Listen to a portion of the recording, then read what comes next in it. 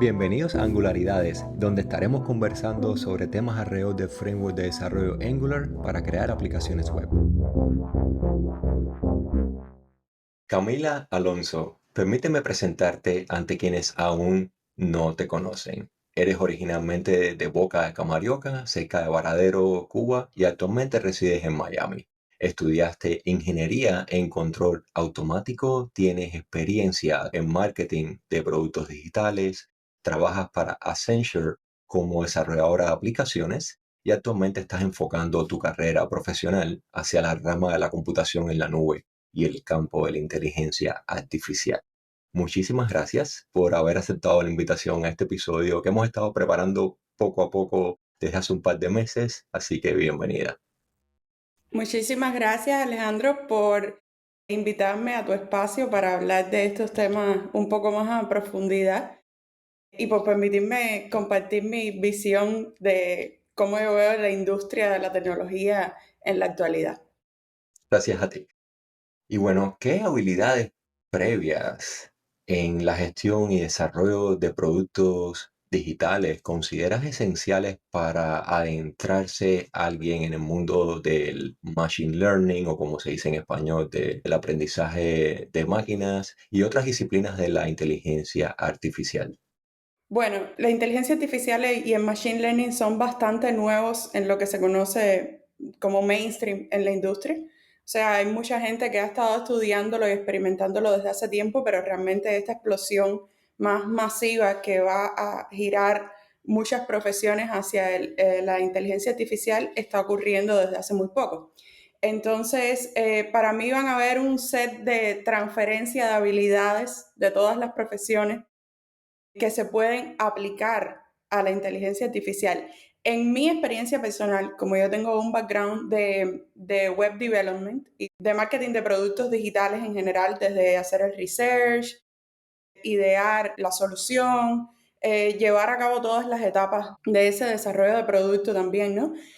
Yo tengo como un set de habilidades bastante extenso, no muy profundo, pero bastante extenso, de las habilidades que puedo transferir hacia la inteligencia artificial en Machine Learning. Por ejemplo, el análisis de datos en la inteligencia artificial es una de las cosas principales, sobre todo en la etapa en la que se están entrenando los modelos para entender cómo se entrena un modelo, para entender cuál es el resultado que se está obteniendo, es importantísimo tener esa habilidad de analizar datos, de organizar datos, de interpretarlos. Entonces, al yo venir de un background de marketing, donde básicamente, y cuando digo marketing, la palabra marketing es muy amplia, porque marketing se puede entender por hacer contenido para redes sociales o se puede entender por hacer email marketing, pero mi background de marketing era más como en el back-end, era como más detrás de las plataformas técnicas, de la integración,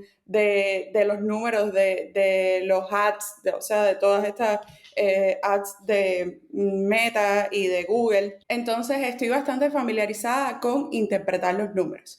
Y eso es una habilidad que evidentemente todo el que tenga esa habilidad la va a poder transferir a la inteligencia artificial porque como quiera que sea, hace falta. Va a haber que reinventarse un poco e entender cómo funciona el análisis de datos, pero evidentemente esa es una habilidad totalmente transferible. Ya sea desde marketing o desde web development, la gente que conoce de sistemas de analítica integrados en los websites, las personas que conocen de base de datos, todas esas habilidades van a ser perfectamente transferibles. También más en el lado de los soft skills, yo diría que hay que también tener habilidades de experimentación y de enfoque interactivo todo el tiempo, porque van a estar cambiando muchas cosas, entonces vamos a tener que ser continuos aprendices todo el tiempo, es lo que se ha estado demostrando de que las cosas van evolucionando a una velocidad demasiado rápida y evidentemente hay que seguir adquiriendo nuevas habilidades. Para mí, para no extenderme mucho en esta pregunta, esas son dos habilidades fuertes que yo creo que se pueden transferir, el análisis de datos y todo lo que sea experimentación y el aprendizaje continuo. Y desde el punto de vista técnico como tal, si alguien viene desde el mundo del desarrollo, ¿cuáles son los lenguajes de programación o las herramientas específicas que generalmente se usan en el mundo de desarrollo de software tradicional que deben dominar quienes buscan especializarse en el campo de la inteligencia artificial? Bueno, primero y principal, la joya de la corona es Python, porque es uno de los lenguajes más flexibles, es uno de los lenguajes que se ha utilizado de pionero desde que se está experimentando ya fuertemente con la inteligencia artificial. De hecho, uno de los softwares que más se utilizan para desarrollar sistemas que además tengan integrado inteligencia artificial, que es la plataforma de MATLAB, realmente el lenguaje más utilizado y más maleable para esta plataforma. Te estoy hablando de una plataforma súper fuerte donde se desarrollan cosas de industrias fuertes, de la industria de la aviación y ese tipo de cosas que tienen que ser muy robustas.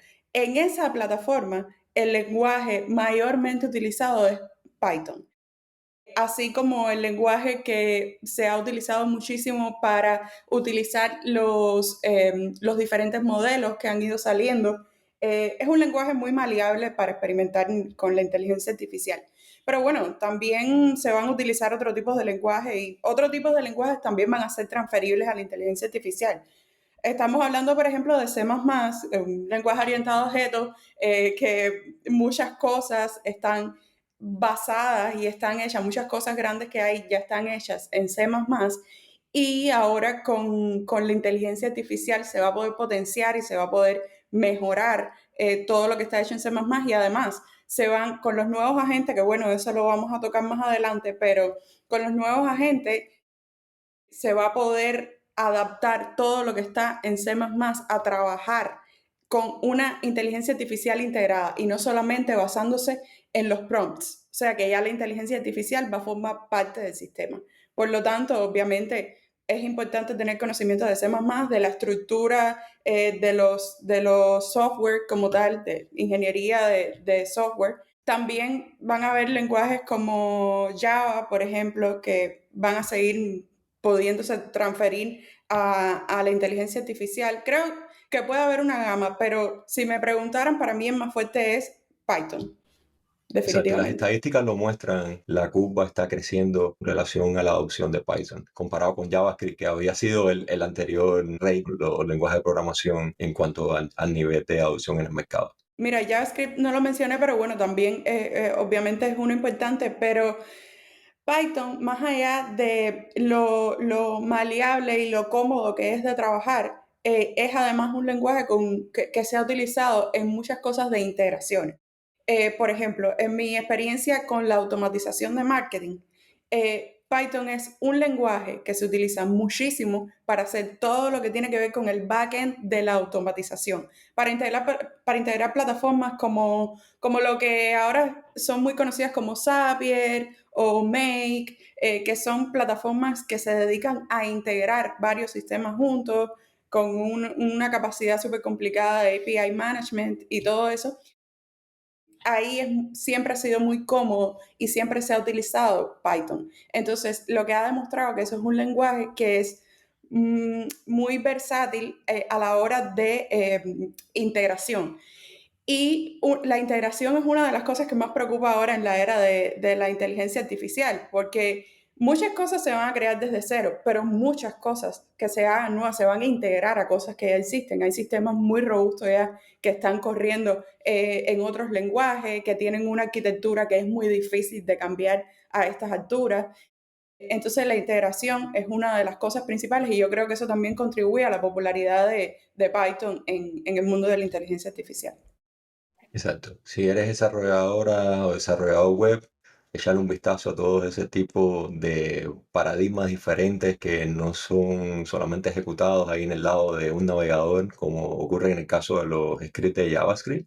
Incluso con la tecnología de WebAssembly se puede incorporar snippets pequeños o grandes, en dependencia de cómo uno estructure la arquitectura de la aplicación, que esté basado en otro lenguaje compilado y así se puede lograr un mejor manejo y mejor optimización de todo el código que uno está sirviendo, especialmente si uno trabaja con herramientas en este tema de la inteligencia artificial.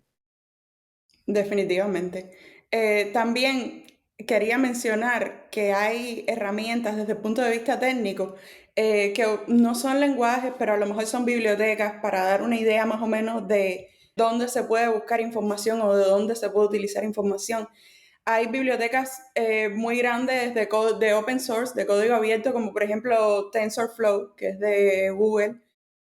Hay herramientas también como, bueno, por ejemplo, como la de Facebook, PyTorch. Ujú. También ya hay herramientas integradas en las plataformas cloud, pero bueno, en las plataformas cloud sí teníamos inteligencia artificial integrada, más o menos empezaron a hacer como en el 2017 o el 2018. Tenemos Amazon SageMaker integrada en AWS. Azure también tiene su Azure Machine Learning. O sea, hay ya muchos lugares donde se pueden utilizar recursos para desarrollar inteligencia artificial. Estoy hablando obviamente a una escala mayor a nivel empresarial.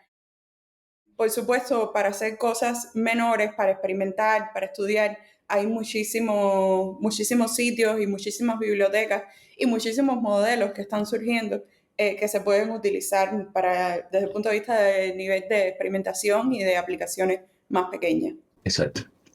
Camila, recientemente obtuviste la certificación AZ900 de Microsoft sobre Azure. ¿Cuál fue tu experiencia y qué valor práctico le ves para quienes están iniciándose en los temas de AI y la nube? Bueno, la certificación de AZ900 es la de los fundamentos de Azure. O sea que esta es una certificación que es bastante fácil relativamente de obtener en lo que es todo el Certification Path de Azure.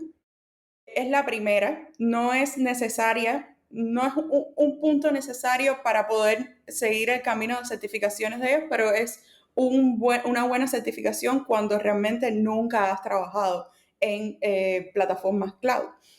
Entonces, yo sí la obtuve la misma vez que empecé a experimentar con Azure. Ya yo había Ujú. tocado Azure un poquito antes, pero no tan profundamente. Entonces, sí, me ayudó a entender muchísimas cosas. Yo encontré más o menos una fórmula para poder pasar ese examen exitosamente. Y ojo, que obtengas la certificación no garantiza para nada que sepas manejar la plataforma. Yo creo que la experiencia práctica es mayor que cualquier certificación que pueda haber. Eso para Exacto. mí no tiene duda. Pero bueno, la certificación realmente es una buena credencial y es un buen comienzo en todo este camino de certificaciones que tiene Azure y obviamente siempre va a ayudarlo desde el punto de vista profesional a una persona, siempre va a ayudarlo a solidificar su skill set en las plataformas cloud. Básicamente lo que yo hice fue ir leer toda la documentación de Microsoft Learning, ver cuál es la estructura que dan ellos para estudiar, porque realmente hacen muchos cambios continuamente. Entonces sacan un poco de contenido de la certificación, ponen un poco de contenido nuevo y es bueno estar actualizado. Mi primera referencia fue el sitio de Microsoft. Después yo pasé a ver algunos cursos, pasé a consumir material que mi organización me provee, gratuito. También consumí algunos materiales pagados, no tan caros porque realmente no creo que valga la pena pagar por nada o por la mayoría de las cosas que hay online. Este examen se puede pasar fácilmente con recursos gratuitos, recursos que hay en Ujú. YouTube que son espectaculares, súper organizados y de personas que tienen experiencia práctica. Y lo otro es los bancos de exámenes, porque como este examen tiene un tiempo limitado, yo creo que el mayor beneficio que yo saqué de los bancos de exámenes no es las preguntas como tal, porque ese contenido ya lo venía estudiando desde antes, sino el hecho de presentarme a un examen estando pendiente de que estoy contra reloj y sabiendo Exacto. cómo manejarme a mí misma y cómo distribuir el tiempo entre las preguntas y tal. Creo que esa es una parte crucial para poder pasar el examen exitosamente. O sea, sería estudiar por Microsoft Learning, después apoyarse en algún material online, algún curso de una persona que comunique bien y que nos guste, y luego pasar a los exámenes de prácticas y practicar contrarreloj. Ese sería mi consejo en ese path. Y bueno, evidentemente esa certificación es fundamental. Después de eso hay otros pasos que se pueden seguir en dependencia de lo que sea prioridad para la persona. Para mí, realmente, en el momento en el que estoy ahora, mi prioridad sería AI junto a DevOps, porque es el trabajo que estoy haciendo mayormente en el Ujú. desarrollo de aplicaciones. Entonces, para mí esas son las próximas dos que tengo en la mira, que ya son del nivel de asociado. Todavía no eres experto, pero ya es asociado y ya es un poco más difícil porque son Microsoft recientemente las puso Open Book, o sea que puedes acceder al sitio de Microsoft Learning en lo que estás haciendo el examen, pero bueno, eso es una cuchilla de doble filo porque como mismo puedes acceder a la información, también puedes perder mucho tiempo si no sabes la estructura de la información y cómo buscar eficientemente lo que necesitas. Entonces, eso Aprender también a lleva un aprender periodo y de eso te lo entrenamiento. da también la experiencia, exponerte a esos exámenes. Te ha sucedido algo muy parecido a mí. Cuando yo hice, por ejemplo, la certificación hace muchos años de HTML, CSS y JavaScript que también ofrecía Microsoft y también esta otra de Cloud Practitioner para AWS. La manera de hacer las preguntas en las certificaciones acá en Estados Unidos es muy diferente de la forma en la que nosotros nos entrenamos en el sistema educativo, al menos en Cuba, que teníamos preguntas que eran abiertas, los exámenes tenían, si acaso, un total de 5 o 6 preguntas, pero no más que eso. Era una carrera con 3 tiempos también, pero te permitía espaciar un poco más y se parecía más al mundo real, cuando tú no tienes que estar haciendo 100 cosas en una hora, sino un número finito de actividades desafiantes desde el punto de vista cognitivo. Sí, definitivamente. Para nosotros los que estudiamos en Cuba y estábamos sometidos a otro tipo de entrenamiento y de una otra dinámica diferente de examinarse, que también te daba espacio para entender, para desarrollar tu respuesta y para desarrollar el problema. Aquí básicamente las preguntas son de sí o no o de seleccionar las respuestas y es como que muy discreta. La respuesta siempre va a ser muy discreta, no hay amplitud para experimentar y para Ujú. explicar esa respuesta. Entonces sí, choca un poco definitivamente la forma de examinarse, pero a la vez es bastante práctica y es bastante fácil para adaptarse a la forma de estudiar, te ayuda a ser más eficiente, te ayuda a entender las cosas de una manera más sintetizada y bueno, después la especialización sí le toca a cada cual, en dependencia de lo que trabaje y de cuáles sean sus prioridades profesionales. Es como la escuela típica, no es una culminación, sino un punto de partida que te abre.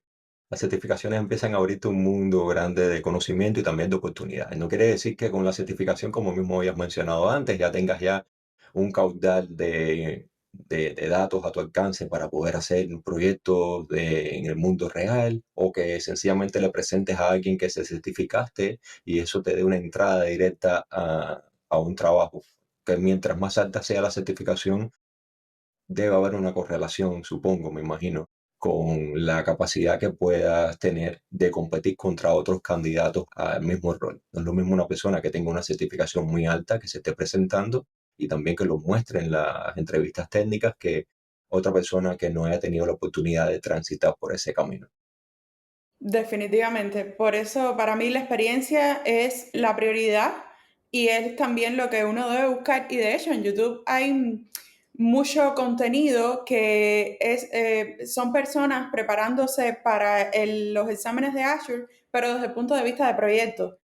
Tienen ideas de proyectos para uno Mm. poder familiarizarse con la plataforma y entonces a la hora de estudiar para el examen no sea tan denso, porque ya al tener conocimiento de la plataforma son muchas herramientas. En cada plataforma cloud, todas las herramientas tienen nombres diferentes, las herramientas de gestión de bases de datos, las herramientas de ciberseguridad, todas las herramientas tienen nombres diferentes y son muchas. Entonces, a la vez ya tener hands-on experience te ayuda a que muchos de esos nombres y muchas de esas funcionalidades se te graben y no tengas que aprenderlas de memoria de un material de estudio. Entonces, definitivamente, la experiencia es lo mejor, pero se puede estudiar y se puede sacar la certificación sin tener conocimiento previo del tema. Se puede sacar esta certificación. Ya las que son asociadas y expertas, no lo sabría decir, pero no creo, Y ya es otro nivel completamente distinto de desafío definitivamente. y de complejidad y también que requiere que estés con esa experiencia del lado tuyo ahí activamente. Hay muchos de los planes de estudio con toda la ruta que uno debe seguir de las certificaciones que te piden, te recomiendan más bien que hasta que no pase un periodo de 6 meses, un año, incluso hasta 2 años, no pases al siguiente nivel porque se sobreentiende que necesitas ir por el camino adecuado para no tener que estar fallando una y otra vez, porque si fallas una certificación no solamente incurres en gastos que pueden ser patrocinados por un empleador o que salgan de bolsillo de uno directamente, si no estás teniendo que esperar un tiempo que pudiera ser precioso para, al final el tiempo va pasando y se va acercando más el momento en el que ya no seamos tan relevantes en el rol en específico que estemos ejerciendo o tal vez se está acercando la edad de retiro y entonces como que jugar con el tiempo también importa bastante, más aún cuando uno está como a la mitad o tendiendo hacia el final de la carrera profesional. Sí, de hecho, eso es algo que yo veo en mi mismo equipo de trabajo porque trabajo con personas que son muy experimentadas, que tienen años de experiencia en la industria que estamos trabajando, que son personas muy inteligentes y con una capacidad de razonamiento espectacular. Sin embargo, no tienen las certificaciones cloud y llevan trabajando con plataformas cloud desde que surgió Amazon Web Services. Entonces, te das cuenta de que estas personas tienen un conocimiento enorme, han ido evolucionando con todo lo que han ido cambiando esas plataformas que no se parecen en nada a lo que eran en su primera versión. Y ellos no tienen la certificación, sin embargo, son los que están liderando los equipos de personas que están trabajando con cloud. Entonces, definitivamente ya hay, todo depende del camino personal de cada cual, pero hay personas para las que sencillamente las certificaciones no son una prioridad porque tienen muchas otras cosas que los respaldan en No. cloud. Y si lo logras demostrar en una entrevista técnica, si te dan la oportunidad, porque al final la certificación es eso, es un aval. Puedes tener la certificación y no saber nada finalmente porque te aprendiste las cosas de memoria o nunca lo ejercitaste, no estás trabajando en ese rol y puedes tener memoria fotográfica o una serie de elementos a la hora de aprender que te faciliten cursar y pasar ese desafío de un examen. Pero sí, es básicamente un balance a la hora de Es si un balance. certificarse o no y también pueden haber polémicas con relación a, bueno, las certificaciones, tienen un tiempo de expiración también, no solamente porque continúa avanzando el conocimiento de esa área en específica, sino también porque es un negocio gigantesco para las compañías que están detrás de las certificaciones.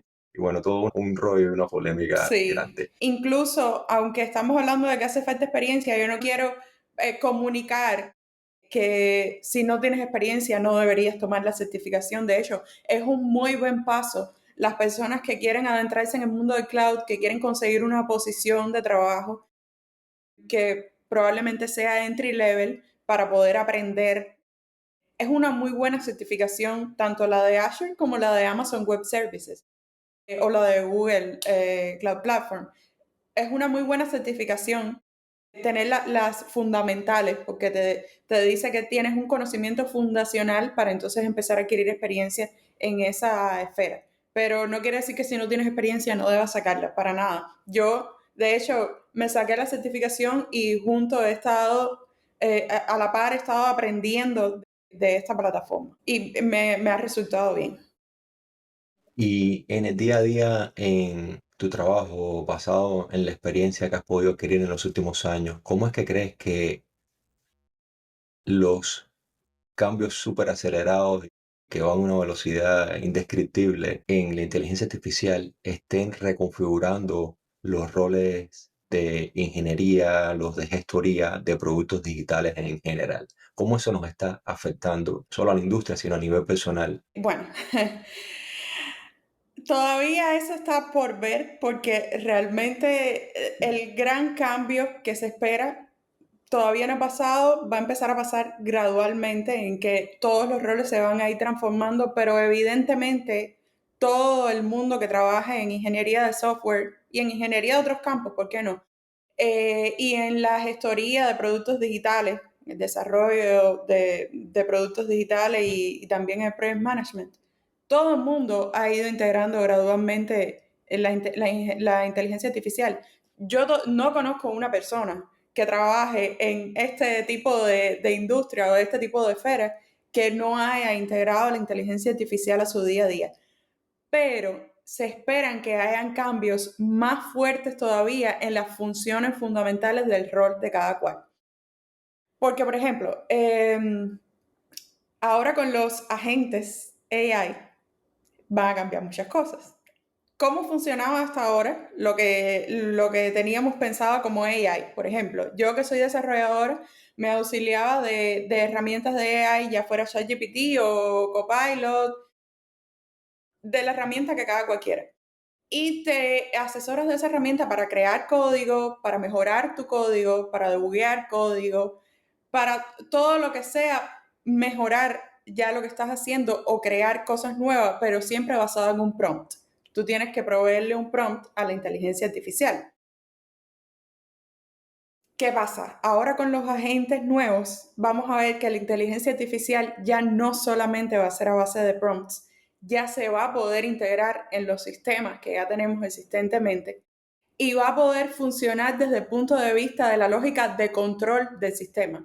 Hasta ahora nosotros controlábamos la lógica, nosotros hacíamos la programación, aunque hayamos obtenido el código de la inteligencia artificial, los humanos teníamos el dominio de la lógica de programación. Entonces, ahora con los agentes van a influir en la lógica de programación, van a tener una influencia directa en cómo se desarrollan los sistemas, cómo responden, cómo gestionan sus recursos y probablemente sea mucho más optimizada que lo que nosotros hemos logrado hacer, porque en vez de estar proveyendo prompts para solucionar los problemas que nosotros queremos que podemos tener en un código, la inteligencia artificial va a identificar problemas y patrones por sí sola. Entonces creo que hay roles que van a cambiar fundamentalmente y yo sí, mi visión para los roles como la ingeniería de software es que va a haber que conocer mucho más de la arquitectura de software y mucho menos enfocarse en los lenguajes y en la sintaxis, porque al final lo que se espera es que el lenguaje más alto de programación que puede existir es el lenguaje humano. O sea, el lenguaje en el que como nos comunicamos nosotros, lo que, por ejemplo, yo en mi carrera conocí como lógica y algoritmo, que era primero que todo definir los problemas y las soluciones. Y se espera que basado en esta capacidad de razonamiento del humano de definir el problema o el propósito de ese sistema que quieren diseñar y darle las instrucciones, hacer una programación inicial de esa inteligencia artificial, pues se puedan obtener soluciones mucho mejores y mucho más eficientes que lo que hemos obtenido hasta ahora. Y definitivamente sí, en los roles de, por ejemplo, de project management, cuando se habla del ciclo de vida de un proyecto, muchas veces tenemos en entornos que se trabajan con metodologías ágiles, tenemos muchas veces iteraciones, por ejemplo, para no enredarme mucho. Eh, Hacemos ciclos de revisión de ese proyecto que muchas veces no son eficientes o que son innecesarios o que estamos arreglando cosas que habíamos hecho mal previamente y después no encontramos la solución óptima. Es todo un trabajo. El entorno ágil es un trabajo continuo. Entonces yo creo que esta inteligencia artificial va a venir a acortar ese ciclo de vida de los productos digitales, definitivamente. Va a cambiar fundamentalmente la gestión de productos y el desarrollo de productos desde el punto de vista funcional, Exacto. no solo desde los detalles, desde la sintaxis, desde debuguear, desde arreglar detallitos, no, va a cambiarlo desde el punto de vista funcional, evidentemente. Si Y las por máquinas tanto, van a pasar de lo pasivo a tener un papel muy proactivo, no solamente va a tener el, como había mencionado, el punto de entrada en la pregunta insuficiente o parcial que le puede hacer un ser humano o un equipo de seres humanos, sino estar embebido esos diferentes agentes que pueden dividirse en especialidades en sí mismos y poder capturar el flujo de trabajo o las características para poder ofrecer soluciones o incluso a veces sin la supervisión que puede existir del equipo, poder influir en técnicas y asusta un poco, pero a la vez promete eso mismo que había referido acerca de la optimización y del acortamiento del tiempo de los procesos. Definitivamente. Además, desde el punto de vista de eso que estás diciendo, que da un poco de miedo.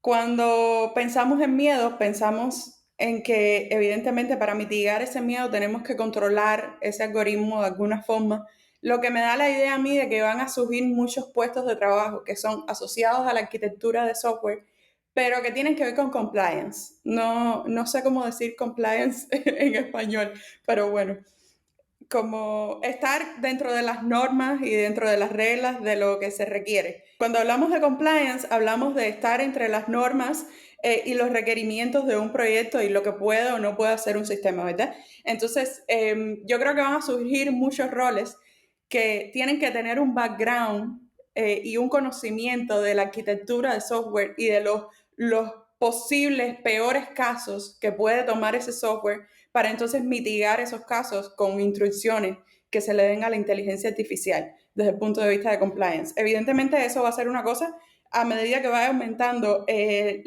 todas las funciones donde está integrada la inteligencia artificial, van a tener que ir aumentando los mecanismos de regulación y de control.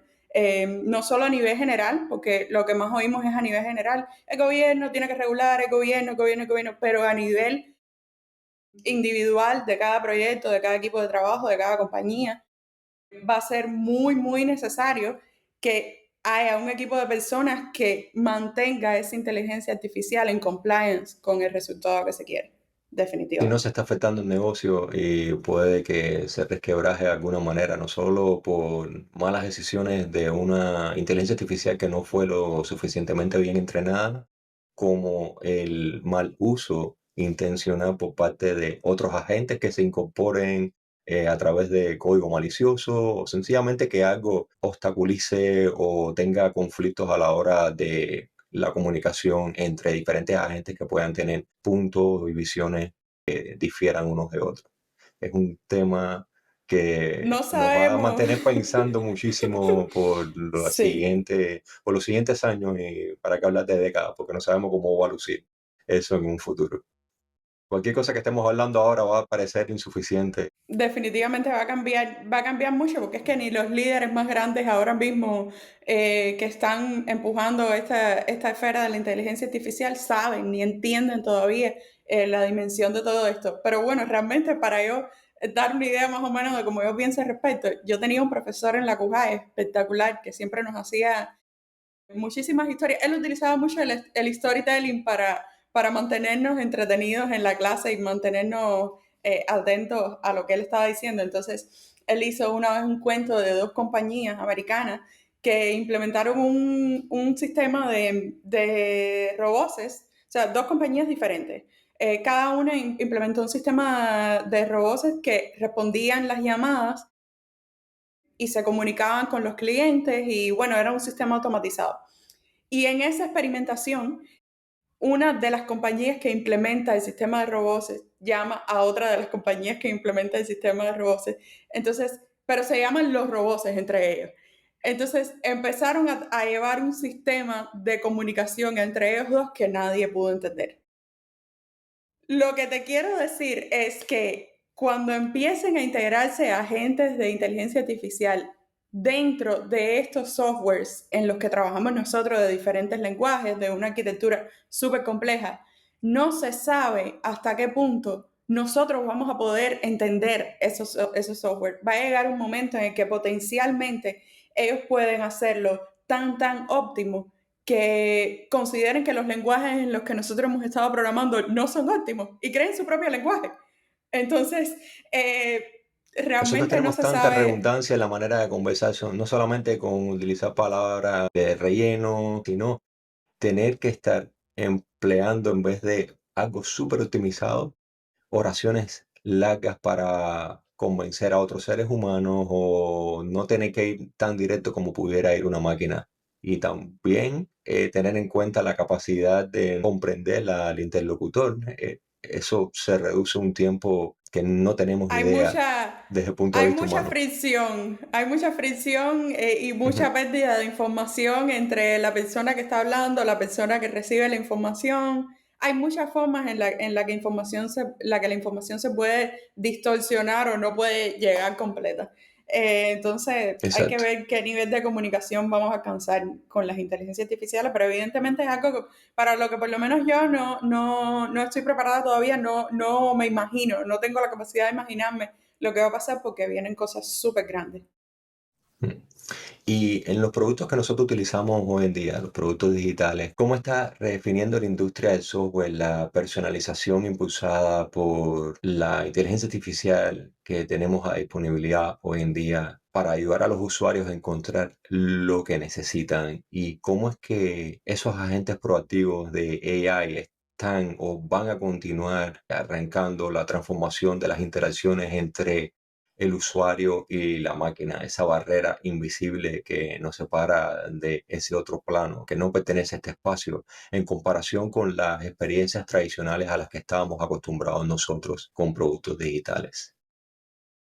Bueno, esta respuesta que te voy a dar va a ser un poquito más girada hacia el marketing y los productos. ¿Por qué? Porque, por ejemplo, vamos a hablar de un website. Vamos a hablar de un website que es algo visual, que lo puede entender mucha gente, aunque no sean software developers.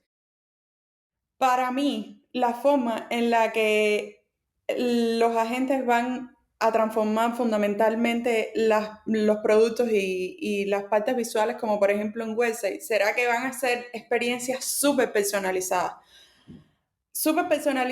al nivel que va a cambiar la estructura del website y de lo visual que estamos recibiendo para adaptarse a la intención del usuario. Todos los usuarios tienen intenciones diferentes y eso está bien definido en todas las personas que trabajan con SEO, optimizando el contenido de los websites para posicionarse mejor en Google o en cualquier search engine.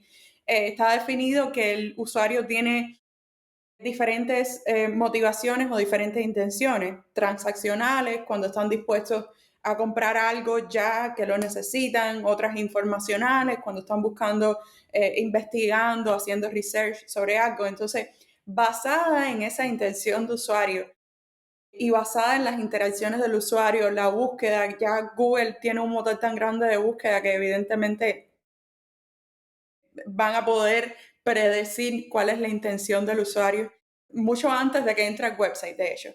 Entonces, cuando este usuario entra a un website, para mí lo que va a pasar es que la experiencia de usuario del website se va a poder adaptar totalmente a cuál sea la intención del usuario, a lo que esté buscando, a hacer el camino más fácil y más intuitivo todavía para que ese usuario pueda encontrar lo que está buscando más fácil. O lo que la compañía quiera que el usuario encuentre, Oh, los botones estos de exacto. acción para lograr También, un exacto. efecto de compra o lo que sea que tenga que ver con Efectivamente. los objetivos de la compañía.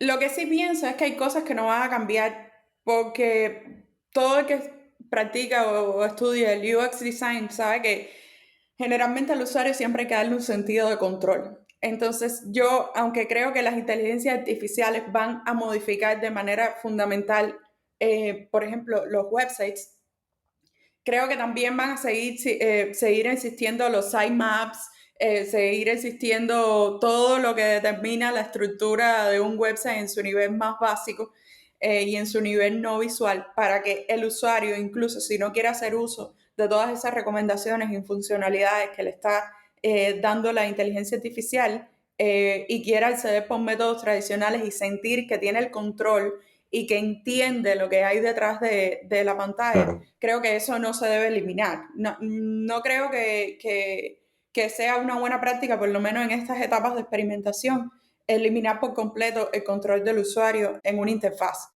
Entonces, sí, definitivamente también van a haber muchas áreas en las que la inteligencia artificial va a cambiar el producto. Por ejemplo, no sé, tanto software de productividad que utilizamos y se me ocurre que una inteligencia artificial integrada en un software de productividad puede detectar cuando tú estás enfocado trabajando por más de un tiempo X y silenciarte todas las notificaciones o cambiar las preferencias. Claro, siempre, ya te digo, dándole el sentido de control al usuario y avisándole de lo que va a hacer. Pero Exacto. cambiar las preferencias para que tú puedas tener un entorno más óptimo de trabajo, para que puedas ser más productivo y que ese software pueda cumplir con sus métricas y con sus objetivos más rápido y más efectivamente. Entonces, creo que hay millones de ejemplos que ahora mismo podemos pensar de cómo la inteligencia, los agentes específicamente van a estar cambiando, redefiniendo los productos y la personalización impulsada ahora por la inteligencia artificial. Va a haber mucha personalización, pero simplemente mi opinión es que desde el punto de vista de las interfaces y la experiencia con el usuario, no eliminar la autoridad que puede tener el usuario, aunque sea un efecto placebo, como en los elevadores, que muchas veces dicen que el botón de cerrar la puerta realmente está ahí para dar un sentido de control, no porque realmente haga nada.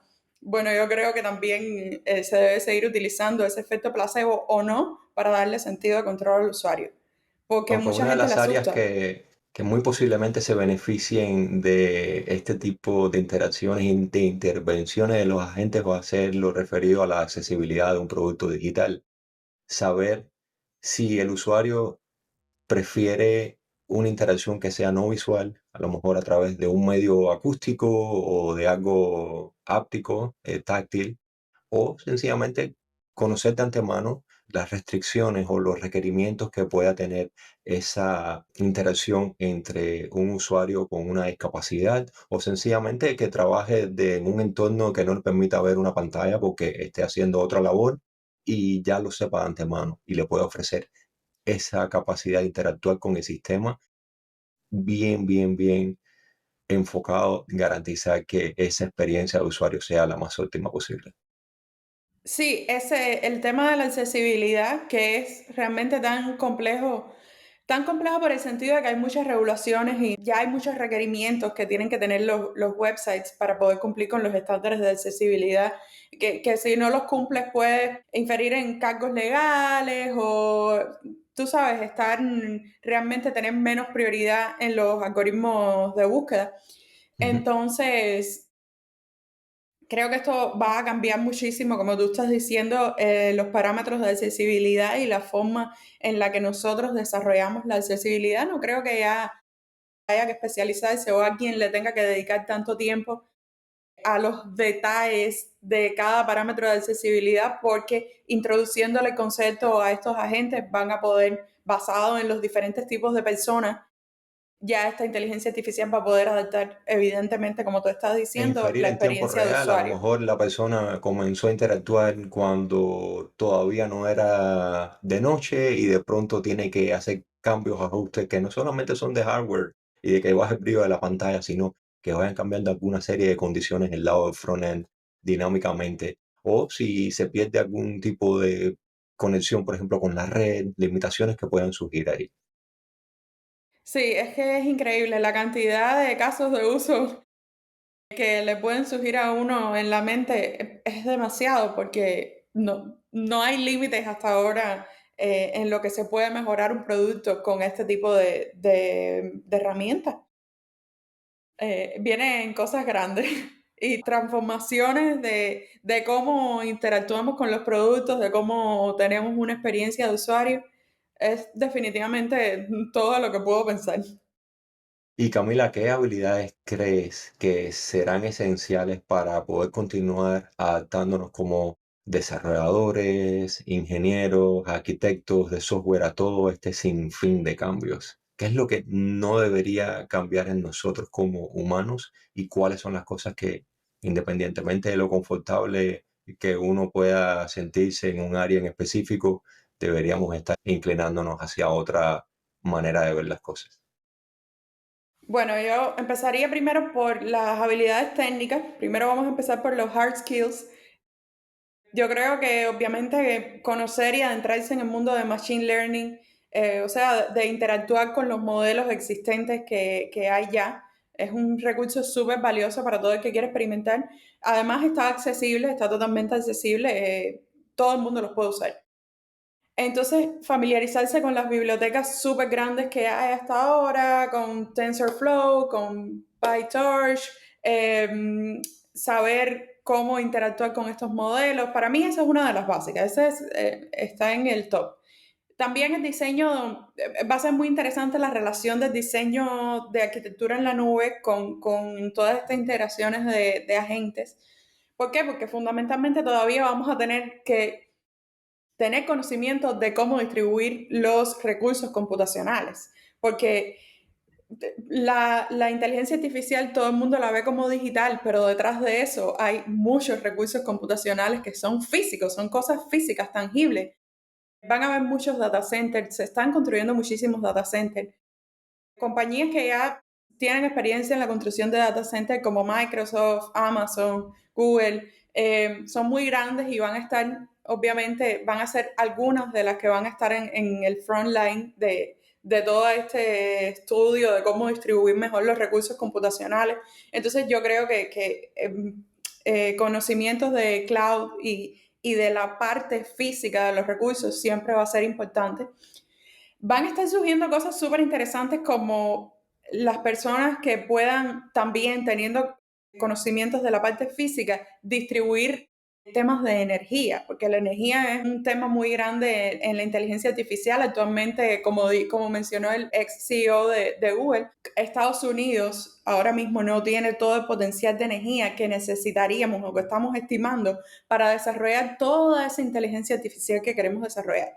Entonces, va a haber que estudiar eficientemente maneras de desarrollar inteligencia artificial utilizando la energía de la forma más práctica y eficiente posible. Entonces van a surgir muchos roles de personas que tengan que estudiar estos campos más físicos y que entiendan de recursos computacionales. Eso siempre Cómo va a ser optimizar las importante. máquinas para que las máquinas nos optimicen entonces a nosotros, garantizar que ese ciclo continúe y Definitivamente. ojalá que nos mantengamos durante un buen tiempo los humanos como parte activa de ese ciclo. Sí, definitivamente. También, bueno, los lenguajes que ya mencionamos, pero eso realmente no sabemos cómo se va a ir transformando, pero evidentemente hay que conocer, sobre todo no solo los lenguajes, sino la lógica y refinar todos esos prompts, esas instrucciones que queremos darle a las inteligencias artificiales. Además, como te había dicho, el tema de compliance y saber trabajar con la ética que debe cumplir un modelo o un sistema, eso va a ser muy importante. Y por último, no es una habilidad técnica, comúnmente se le conoce como soft skill, una habilidad suave, pero para mí es la más importante, que es el pensamiento crítico. Definitivamente eso es la única habilidad y la única cualidad que no podemos perder nosotros como seres humanos para enfrentarnos a la inteligencia artificial, porque evidentemente van a ir cambiando muchas cosas y tenemos que ir cuestionándonos y además aprendiendo a utilizar las nuevas cosas y nuevas herramientas que van surgiendo. Tenemos que mirarlo todo desde un big picture, desde un frame más alejado, porque ya los detalles se nos van a ir perdiendo de las manos porque simplemente van a existir las inteligencias artificiales para curar esos detalles y nosotros podamos emplear más el tiempo pensando en las soluciones y no tanto en los detalles y en las Exacto. instrucciones y en el propósito de lo que queremos hacer con la inteligencia artificial. Entonces, para eso va a ser crucial el critical thinking, que tú pienses en el propósito de tu aplicación, de lo que tú quieres lograr con la inteligencia artificial, en el propósito y en la ética que va a tener eso. Para mí, eso es lo que no se puede perder, más allá de todas las habilidades técnicas que podamos tener. Así mismo.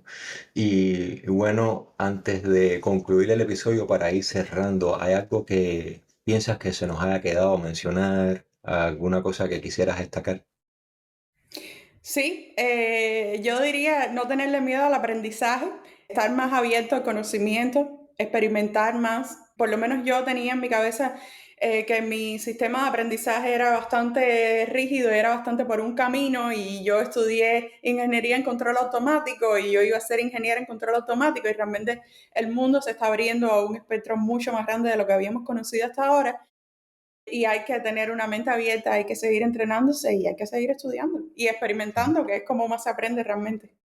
Exacto. Como yo mencioné en uno de los episodios anteriores, vamos a terminar retirándonos en roles que ni siquiera existen ahora mismo en el año 2024, que es un constante Totalmente. proceso de adaptación.